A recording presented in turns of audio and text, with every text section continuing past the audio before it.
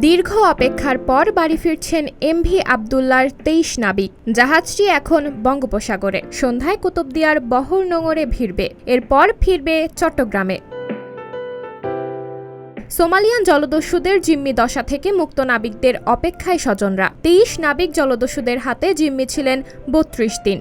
চরম উদ্বেগ উৎকণ্ঠায় প্রতিটি মুহূর্ত কেটেছে স্বজনদের। নাবিকদের নিয়ে এমভি আবদুল্লাহ জাহাজটি বাংলাদেশের জলসীমায় অর্থাৎ কক্সবাজারের কুতুবদিয়া বহর নোঙরে ভিড়ার খবরে আনন্দিত প্রতিটি পরিবার। মোজাম্বিক থেকে ৫৫,০০০ টন কয়লা নিয়ে দুবাই যাওয়ার পথে ভারত মহাসাগরে ১২ মার্চ ২৩ নাবিক সহ জাহাজটি সোমালীয় জলদস্যুদের কবলে পড়ে। ৩২ দিন পর ১৩ এপ্রিল মুক্তিপণ দিয়ে ছাড়া পেয়ে দুবাই হয়ে অবশেষে চট্টগ্রামে ফিরছে জাহাজটি। সাবরিনা জলিল, সবার কথা।